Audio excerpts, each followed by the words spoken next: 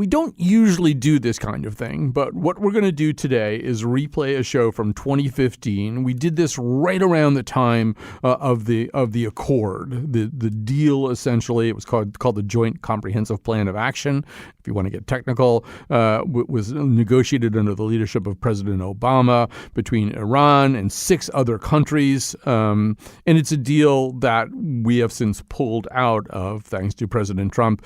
And I don't have to tell you that things have gone way downhill since then and have veered into violence since then. And we wondered whether we could still run this show. And the reason that we wanted to is that we had gathered the voices of Iranian-American people to hear what they wish people understood about them, what their hopes were at that particular moment. And we have decided we're going to play it again because I think these voices are still very important, particularly at a time when not only have things tracked into violence, but we are now, this country has been detaining Iranian Americans at the borders and treating them as though they were somehow different in exactly the way that you will hear that they don't want to be treated. All right, so here's the show from 2015.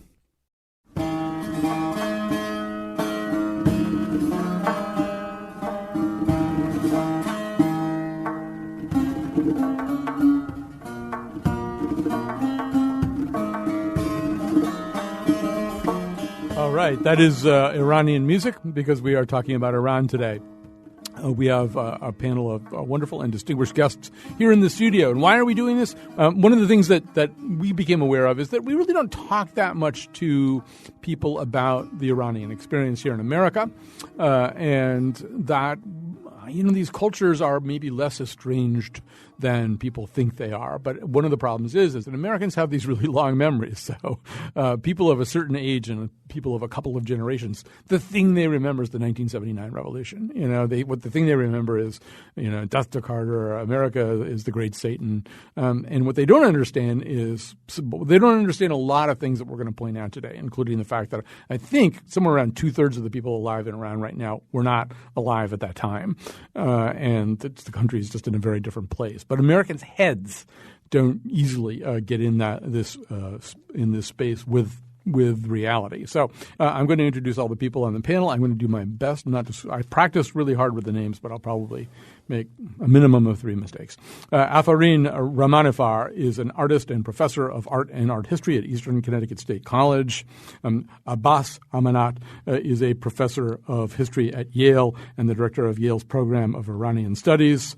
Nargis Arami is a professor of anthropology at Yale, and this may be the hardest one. Mercedes I'm going to say your last name for me. Pourmagadam. I don't know why I can't learn that one. Pourmagadam is a scientist and co-owner of the Lighthouse Bakery in Stonington. You may have read about her and her husband in Susan Campbell's very interesting column last Sunday. One of the many reasons we're doing this show today, although we actually already had it in the works when Susan's piece ran.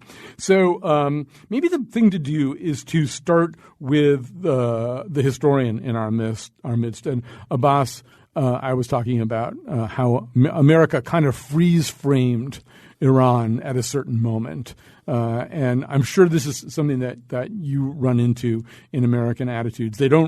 They know about that moment. They're much less clear about everything that's happened since 1979. How would you explain that if you ran into someone at Mercedes Bakery, where Iran is now compared to where it was in 1979? Well, certainly it was a traumatic experience for many of the Americans to see that a number of their diplomats have been detained for a long period of time. And all the rhetoric that came out of Iran during the time of the revolution and after, as you have yourself pointed out. And it is natural to see that a certain stereotype would emerge as a result, of which Iranians were always associated with certain extremism, certain anti-Americanism, and the general kind of a hostile attitude towards the West. The reality, as again you have pointed out, is that Iran is far away from that kind of an image some 30-odd years ago, 33, 34 years ago. Now we see a population that if would have a chance to express itself, probably is, although critical perhaps of many of the policies of the United States in the region, that is in the Middle East, but nevertheless perhaps much more interesting to open up, much more interesting to engage with the West and with the United States in particular. And therefore, my explanation would be that you have a new kind of a society, the emergence of a new middle class. This is a society that has gone through a major shift over the past 30-odd years, if not longer. There is demographic revolution, in a sense, or explosion, whatever you would call it. There's a population in Iran in 1979 was something around 30 to 3 million. Today it is about 80 to 3 million. And it doubled itself. The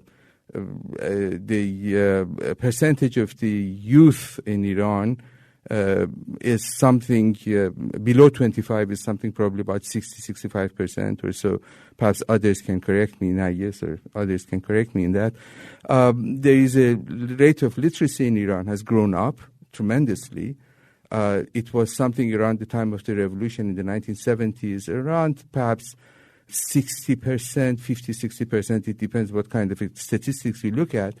Today, probably it's around 90-95%. And just to sort of maybe translate that into sort of images that people can recognize too.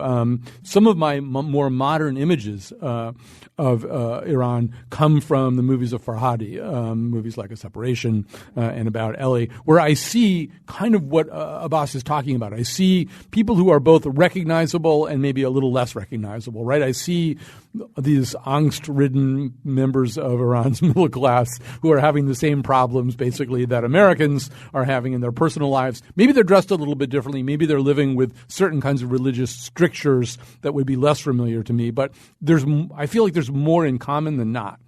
Right. And I think that is really highlighted best through film. And I think that's another aspect of Iranian society that has really grown. And some of it, not that it just has been renovated or remodeled, but has completely altered in various ways since 78, 79. And film, music, and arts are definitely part of that growth and emblematic of what the population is interested in, and also what people in Iran are doing, and also that element that you're talking about, which has to do with these sort of universal characteristics that highlight stereotypes as well as collapse those stereotypes, make us feel as if we're connected to these characters on film, on screen, because of all those similarities and those elements that are very universal. But then there are those particular elements that are unique to Iranian culture and Iranian political scene that, for example, the hijab that women wear, or the fact that you don't see those elements of people touching on screen, and except if, of course, if they're children, only if children are involved.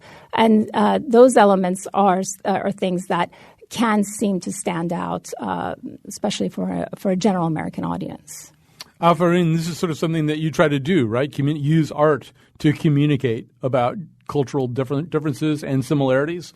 Exactly. I remember vividly when I, the days that I was sitting by Corsi or space-heated kind of room, and having a conversation with the family member, mother, grandmother, and aunt, and then talking about, storytelling, talking about female storytelling. And that was the inspiration of my work, basically. And I wanted to portray and sort of construct images of female figures that it's the storytelling. I was quite fascinated with certain kind of characters, and I captured those characters, and I brought them into my work.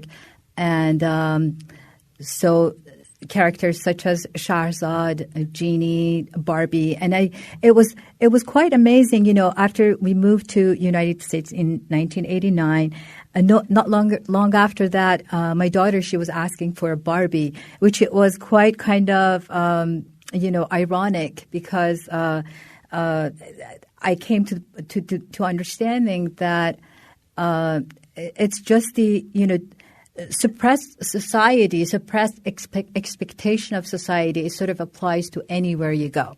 So I had some sort of image in my mind, and I have a Western society in Iran, and but when I came here, I sort of noticed that that no matter where you go, you're always dealing with that kind of pressure. You said your choices are not unconstrained by expectations, right? Mm-hmm. If you're in Iran, there's certain expectations for what a woman is, what a woman should look like, how a woman should dress. And you're here in America, and then there's a whole bunch of other socially conditioned expectations. Yes, that this, about the woman's body associated with identity of a woman, and the expectation of the society of what the real expectation of female figure or body is, and what society expects from them. So that was the kind of starting point for me to create images, and I'm recently I received a grant. It's a CSU grant, and it's about retelling and unraveling stories of women that I wanted talk about. It's from my perspective, from my personal view, and viewing all these women and unraveling and retelling the stories of those women. Well, Mercedes, the last time you were back in Iran, what did you see, and how long had you been gone for in between trips, and how different did it look to you? My family immigrated to the United States, which I consider my home, in 1978. Mm-hmm. And the last time I was in Iran I left Iran in 1998 with my husband and my child. Mm-hmm. And I was there for a period of a year. So I had been away for many years. Mm-hmm. And there are a couple of misconceptions that I see that very often during my conversations with Americans. And one of them is that the role of women, actually, they're not very well aware that the majority of women in Iran are actually highly educated. Mm-hmm. They range from being doctors. Actually, my OB was a female who was educated in France, did her residency there, and then he returned back to Iran to practice. And I met with Iranian women who were professors, taught French, taught English, taught history, and they were CPAs, they were teachers, many walks of life. And some of them have started a small business actually on their own, and very successful. And, for example, I remember one of my husband's cousins who married with a high school degree after having two children with ages less than 5 years old, went back to school and graduated with a college degree, and now she's employed. So, and their husbands actually are supporting them. So this is two of the misconceptions. I think that's extremely important to for Americans to realize that the Iranian women actually are much more free and highly educated. So that's very important. And another misconception that I think that is extremely important is that Americans think majority of Iranians are very religious, or they are all Muslim. Mm-hmm. And Iranians range from being maybe not very religious, or sometimes they could be Jewish, Christian, or may not even practice Islam. So this is another thing that could happen, that it could be in the United States or even in Iran itself. Yeah, Farine, did you want to say something? Yes, I want to point out also that women had a really active role in revolution, and after revolution, and because of that, the revolution, women gained greater kind of influence and power and in society. And I think for so many different reasons, political and economical and calls that they had. But I think essentially, their role is very different from the traditional role of women. It's quite admiring in that sense. And in more than half of the university graduates are female. It's quite amazing number. And these number of female numbers that I'm giving you, there many leading artists are females. And I have a story to tell everyone about Lidi Golestan. She's the owner of a gallery in Tehran, and she started off with just opening her garage as a bookstore, and then she went to she turned it into a gallery, and then eventually she started going to Ministry of Culture every day and appearing there and saying, I want the permission to open a gallery. And the man in charge, he said, why you're here every day? Where is your man? And she responded that I don't have a man. And I mean, apparently she got the permission, and she opened the most prominent gallery in Tehran. And she comes from a very strong background in art, and her father was a filmmaker, and writer. So, I mean, well, I want to go over to Abbas for a second here now, and sure. I want to hear from all of you about this. So, on the other hand, my sense is that the relationship between some of the people, some of the enlightened and somewhat more liberated and empowered people that they're talking about right now, it is not necessarily consistent with the goals and attitudes of the regime that runs Iran. Yes, precisely. It's interesting to note that what we may call the project of the Islamic Republic, that was very ideologically driven and was very consistently imposed upon the general public in Iran, after 35 years does not seem to have reached any of the objectives that it had. Or rather, it has been able to change the Iranian society to some extent. It's wrong to believe that they had no effect on the general public. But as it was pointed out by Mercedes and by Afarin, by everyone, the Iranian society has become much more complex, much more diverse than what it was before. I mean, the very fact that the Iranian women visibility in the Iranian society is so high, although perhaps not so much in the workplace, in terms of employment, Iranian women are underrepresented, like many other places in the region. Nevertheless, you can consider that as some kind of a failure of the regime to put back women to the constraints of their home environment, and not allow them really to take part in the social life of the country. To some extent, this is because of the contradiction in the very objectives of the Islamic Republic. One should point this out. But yet at the same time is the fact that only perhaps 10 to 15% of the general public in Iran are really supporters of the regime. The remaining the vast majority of the population may not necessarily wish to see an overthrow of this regime. But what they would like to see is an opening up of the political and social and cultural environment. I mean, if 2009, the Green Movement is an evidence, we can clearly see that the Iranian public as a whole moves in that direction. Even the election of President Rouhani, in a sense, is a reflection of that kind of a shift in the Iranian public, that attitude that in the United States we often associate with militancy, with radicalism, with the Iranian general public, does not really has any reality, does not have any really statistical backing.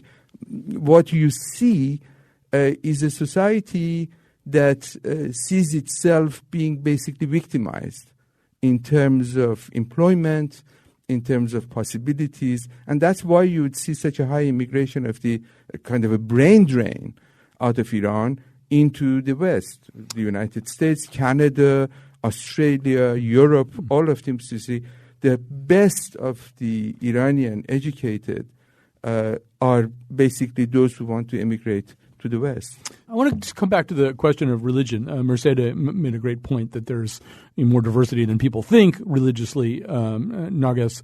I read somewhere there's 7 kosher butcher shops in Tehran.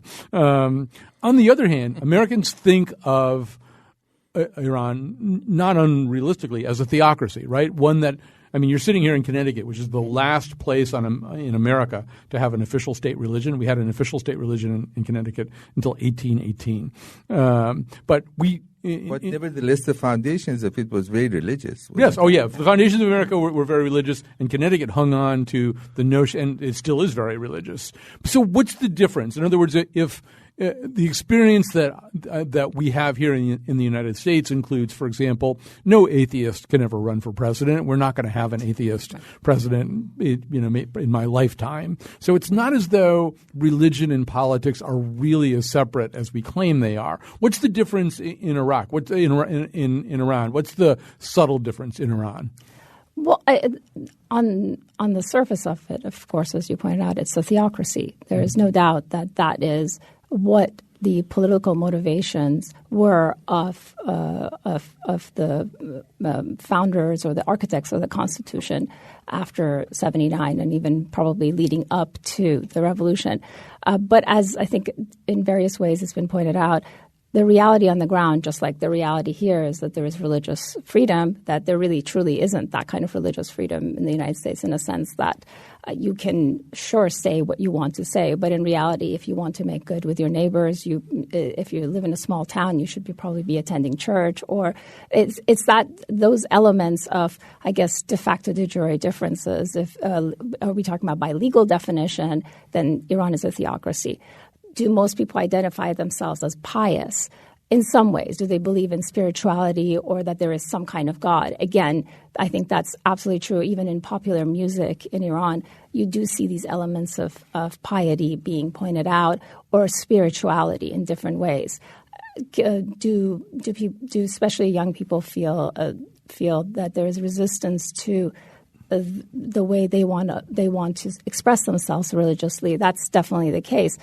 But they've also found creative ways of bringing their spirituality in sort of emotion with what sort of civil liberties would allow them to do, or the sort of the quashing of civil liberties would force them to do. So in some ways, it's a flip side of a coin, where they're pushed to demonstrate that they are religious, and at the same time, they are also demonstrating that they like to choose how that piety is their own individual expression, the way they pray, where they go to pray, what they wear. And those are basically those sorts of little gestures and material aesthetics that really show where their religiosity sits. They're also very, very reticent in anyone else telling them if they are or aren't pious. And that comes out. I apologize for being over-informed by Farhadi or books like Reading Lolita in Tehran and stuff like that. But until I get my grant to go there, that's what I'm stuck with, basically. But you see that, right? Like in Farhadi's work, it's clear. One of the comparisons I make is to Mormonism. So Mormonism has a pretty strictly codified way of behaving, which not everybody follows. You get to know Mormons pretty well. You find out some Mormons who drink coffee, Mormons who smoke, Mormons who do all kinds of things that Mormons aren't supposed to do, because for the most part, people don't live quite so in such a doctrinaire way as they become more and more assimilated. In Farhadi, I see people who are not necessarily pious 24 hours a day, 7 days a week, but then when they're arguing about something, when they get mad at one another, suddenly these very, very sort of pious invocations start, right? Well, now you're acting the wrong way.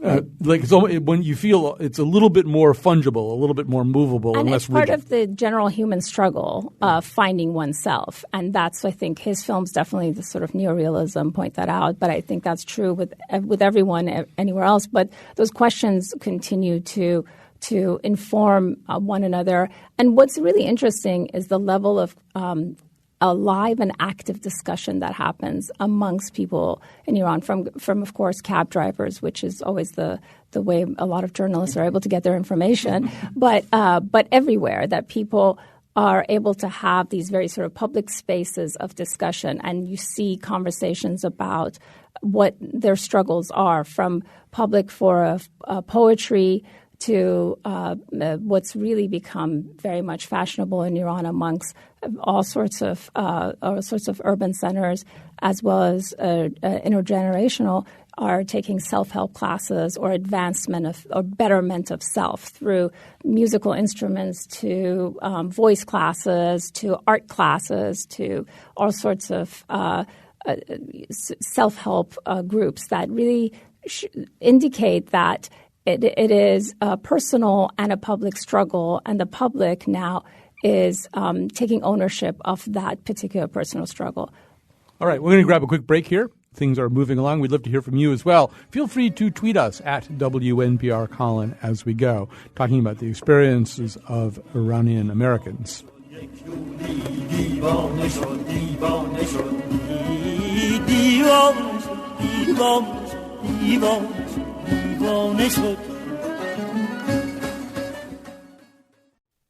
Hi, this is me in 2020, Colin McEnroe. This is Connecticut Public Radio. And we didn't even call it that at the time of this show, which was recorded in 2015. And the reason we're re-airing it today, I think in particular the fact that not only have relationships between the U.S. and Iran gone down so fast, gone downhill to a very dark place so quickly of late.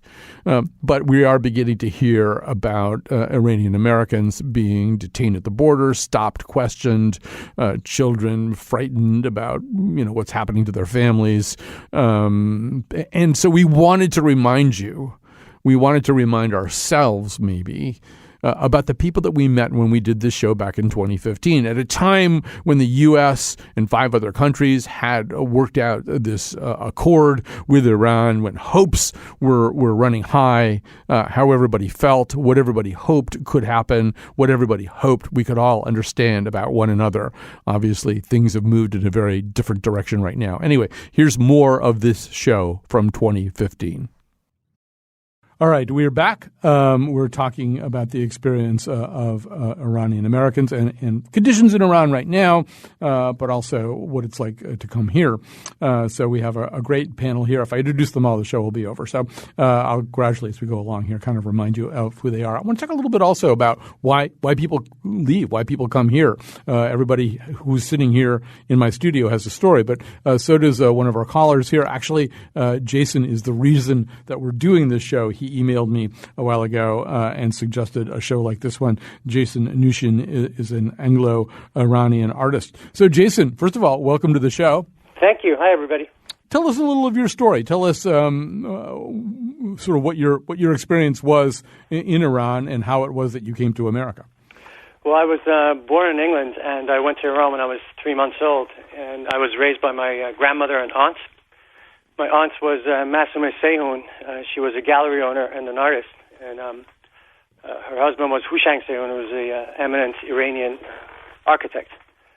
So I lived there during the Shah's regime, and I was there when the revolution happened in '79, and the ensuing war with Iraq.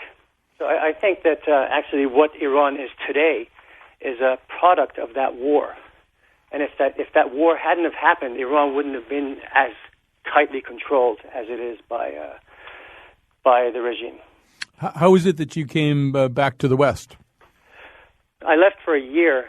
We went to Paris, and I was with my grandmother, and she couldn't live there because she wanted to go back to Iran. So we went back to Iran, and the conditions were really hard. And I was 13, and my 14th birthday would have been the year that I would have been called for duty to fight the Iran-Iraq war. And my aunt was very concerned, so she got my brother and myself out. And so we left, and we went to England. And that's where we lived. Mercedes, 14 was, I think, the age you were when you first left. Is that right? Yes. My family immigrated to United States in 78. I was 14. I started high school in Northern California, my brother and I. And the main reason my family immigrated to United States was for attaining higher education. Because at that time, this was prior to any kind of uprising. to get any kind of a degree from the Western country, you would have a better future coming back to the United States. Although the uprising came soon after Yes. that. So it's hard enough to be a teenager anywhere. Yes. It must have been very difficult to be a teenager of Iranian background in America around 1979 and 1980. That is true. However, I think we lived in a very small town in Northern California. It's called San Rafael, which I'm very happy I attended San Rafael High School there. You would think that we would have a difficult time, but I have to say that's over 30 years ago. And my brother and I, we never felt any animosity, any insults, or any kind of a difficult time. And mainly it was because of the teachers and the principal. It was a town and a school that was 99.9% Caucasian, actually. However, we felt at home because we were able to express ourselves, and they made a forum actually so that there's other teenagers, other students would be able to ask any type of questions, and if they had any curiosity. And they found out that we were just like them. We were just teenagers and attending a high school. And it made it much more easier to assimilate, and also they accepted us as a classmate. And so, and it's sad to say that here in Connecticut, after over 30 years, we have not felt welcomed. In 2001, because of a job situation for Pfizer, I am a scientist. We moved to Connecticut. And my son, who's actually accompanying me today, he's a 16-year-old. He attended, started kindergarten in our small town here in Mystic, southeastern Connecticut. As a third grader, when he was only 8 years old, he was called a terrorist by other children. And those children's parents are educated. I used to believe that education would open minds, but unfortunately, I have come to this conclusion that that could be wrong. It shows that, and that school is also 99.9% Caucasian. However, I don't know whether it's geographical or it's just there could be other reasons. But I think, unfortunately, some of these feelings start from home.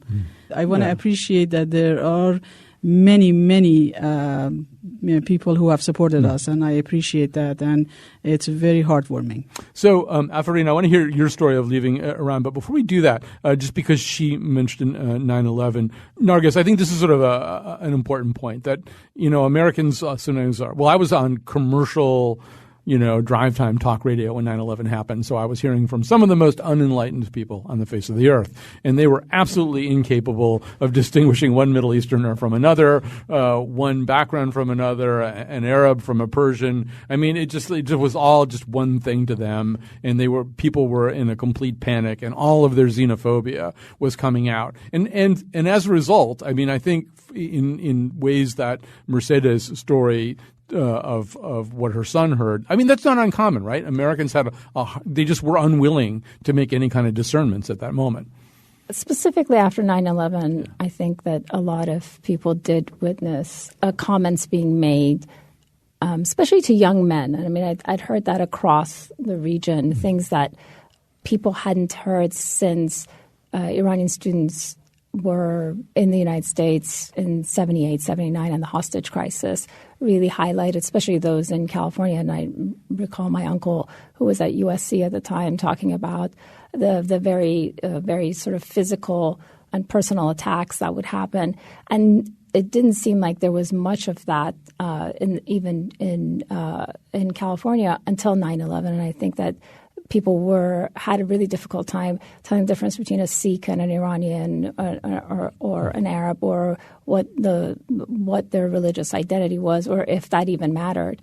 And so there was definitely communal stereotyping that was happening, that sometimes it also added to anxieties amongst Iranians wanting to separate themselves from being considered South Asian, Arab, or what have you, which is also a problem unto its own because it does create this notion that, we are very different than everyone else. And that creates problems within communities as well, especially because as we're seeing collapse into one giant Middle East or one Muslim world, and there's variations there as well. Mm-hmm. All of these are topics for entire shows. But Afarin, tell us, you've already sort of, I think, hinted at some of the reasons that you left Iran, but tell us the story of your departure.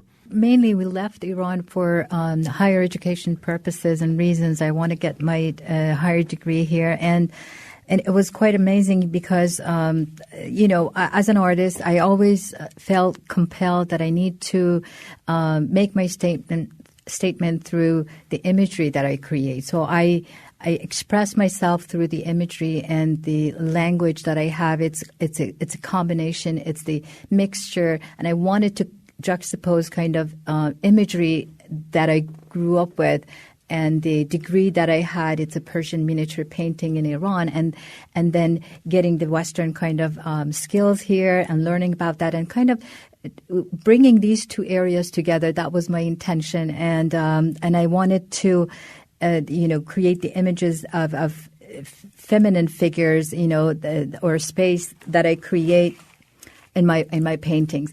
And after a while, it wasn't easy. It was always a struggle for an artist, everyday struggle to figure out, okay, I have all these ideas. Now I want to know how to make it happen and how to make that imagery, make a dialogue with the audience. That was my challenge and struggle that I went through. So finally, gradually, I started creating images and capturing and reading and kind of researching different characters of pop culture or female figures in Persian painting or Qajar women figures. So anyway, I started to establish myself and my thoughts as a woman living and experiencing a different culture, and came to the point that always this question was raised in my mind that where do I belong? It's the kind of shifting status that you constantly, as a person, migrated from another country, you always feel that kind of shift that this is the time that I am Iranian, now I'm American. It's kind of brought me to the question that where do I belong? This belonging question is that I go through this process of questioning that I figured it out, and I'm like, okay, this is my emotional character. I have two characters, emotional character, and I have the more kind of intellectual character. And my emotional character, it takes me back and sort of holds me to my past. And I feel like that I'm Iranian. I feel really attached to that, and I cannot separate myself from that, obviously. And then my and then the desire to tell the poetry, to portray the poetry and portray my personal stories. That was another story. Then learning about the skills or Western. All right, I'm going to have to just interrupt you and get a little signal. We've got to go to a break here. So hold that thought. And we're going to grab a quick break here. When we come back, too, we want to talk a little bit to everybody involved here about sort of how they talk about the impending deal between the United States and Iran.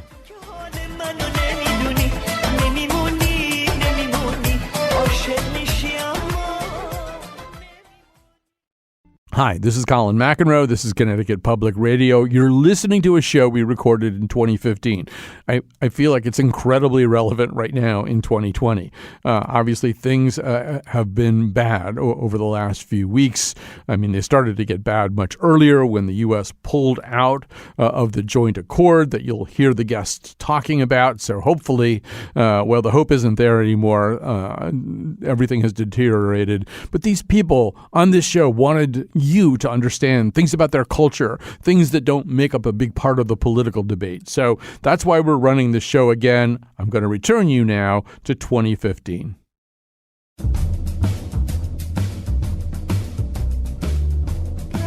Today's show was produced by Betsy Kaplan and me, Kyone Wolf. Our intern is Katie McAuliffe, and Greg Hill tweets for us at WNPR Colin. Katie Tolarski is our executive producer. The part of Bill Curry was played by Christian Amanpour. For show pages, articles, and photos of the Faith Middleton Show staff making cello kebabs, visit our website, wnpr.org/Colin. And now, back to Colin. All right, so we're back. Our time is fleeting here, and I do want to spend a little bit of time talking about a subject that seems to occupy the thoughts of Americans right now. So, Abbas Amanat, I'm going to start with you, professor of history at Yale and director of Yale's program of Iranian studies. I was on my computer today. I was on YouTube, and these ads would flash up, and there'd be red things and flames, and it would say, "Tell Richard Blumenthal not to approve this deal. This is dangerous. Iran is dangerous." As you try to kind of translate all of this for an American audience, what do you tell people? Well, I'm actually astonished by the degree of resistance and negative attitude that we witness today against this rather remarkable deal. From the perspective of a historian, one thing I can say, I mean, the course of the past at least century, Iran has never witnessed or signed an agreement so restricting, so constraining in terms of what it can or cannot do, in terms of being intrusive in the life of the country, and particularly in a revolutionary regime in Iran. So in certain respect, I think one can say President Obama should be congratulated for being able to orchestrate such a global support in terms of sanctions and in terms of bringing Iran to sign this document. Particularly, I'm astonished because of the fact that I see that this kind of opposition to the agreement within the United States is so much tied up to pressure groups, both within the country and outside. And this I would find actually rather distressing. This is one experience as an Iranian-American in this country, that I can see that so much of these pressure groups can actually bend and shape the public opinion in this country. And I very much hope that eventually this would be a successful deal, not only for the sake of Iran or for the sake of the United States, but for the sake of the region as a whole. Iran, one should bear in mind, that possibly is the only stable country in the region, with the exception of Turkey, whether Turkey would consider itself as part of the Middle East or not. But anywhere from Pakistan to Egypt, if you look at, Iran is a country that no matter how much the regime is can be blamed or criticized for its human rights policies, for its all kinds of failings in terms of in terms of environment, in terms of foreign policy, in terms of all other domestic policies of the Islamic Republic, one thing can be said, that indeed it is a country that it's stable in the midst of a region that all around it, as you look, Afghanistan, Iraq, even one might go Pakistan, even might point out in eastern Turkey, there is a volatility, a degree of volatility. And the fact that the Iranian population as a whole are supportive of opening up and creating a dialogue with the outside world. And I think that's something that should be encouraged on the side of the United States, rather than this kind of a negative attitude that would isolate Iran, would play into the hands of the hardliners in Iran. And eventually the outcome of it is going to be further instability and volatility in the region, with global consequences. Just look at what's happening around us. When a country like Germany is this year is about to accept immigrants, most of them refugees, from the Middle East at the rate of 1 million people, 1% of the population. I want to just move on. I want to hear a few more voices here before we run out of time. So Narges Arami, who's a professor of anthropology at Yale, I was reading one article that actually was written by an old friend of mine who writes for the New York Times in 2013. She was in Iran on a sort of 10-day tour there and just was able to talk to people, young people in the streets. And she kind of found this sort of approach avoidance, right? This, we love America, we love American culture. And there's also kind of, well, America, you've had your foot on our neck for a long time too. What assumes that one of the things that would happen if this pact, if this agreement is approved, is that some of that ambivalence would go away? I think mostly I can point out, having had a few cousins this summer visiting from Iran to the United States, one thing that they were all excited about is that if this does go through and it's approved, that they are hopeful that a lot of the people who are in power in Iran, who've been having a kind of hold, an economic hold on exports and imports in various ways, will be forced to open up, that this would allow everyone to have access to so many different things, and there wouldn't be this huge black market in Iran in terms of getting to things or in terms of accessing different possibilities from getting onto the internet to all kinds of things, that they are hopeful that it would open up. And at the same time, they do see that this is this desire, which one can argue existed before 78 for civil liberties and maybe had stopped for a short period of time as other things were developing in terms of the revolution, and continued, and as the caller had talked about, in terms of the war.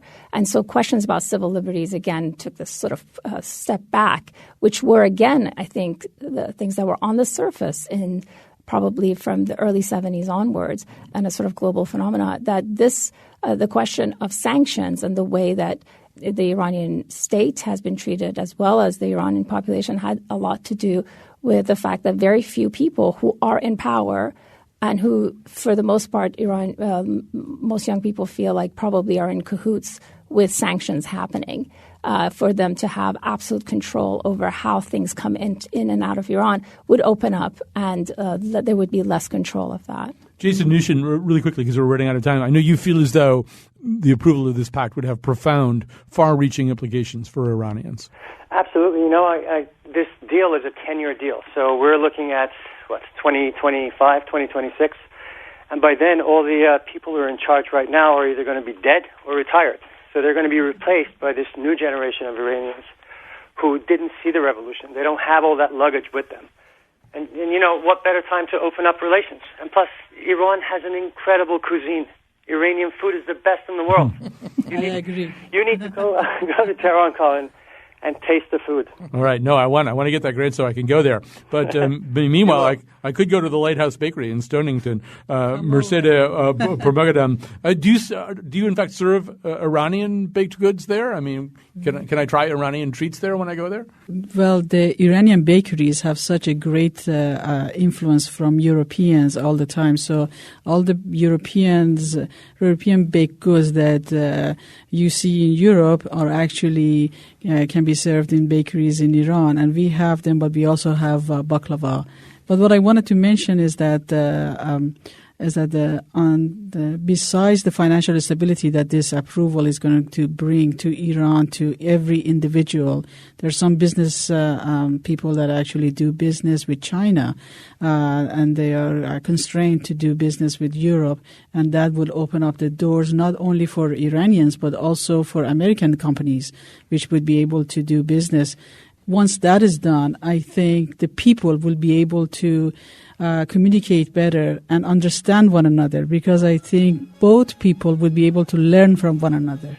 All right. They're telling me we have to stop. I want to thank everybody who was here today. Afarin, Abbas, Narges, Mercedes, and Jason Nushin on the phone. Thanks to Betsy Kaplan also for producing this show, and to Kion Wolf for being on the board. Thanks to everybody who helped out today. Katie McAuliffe, I think, on phones as well. Thanks for joining us today.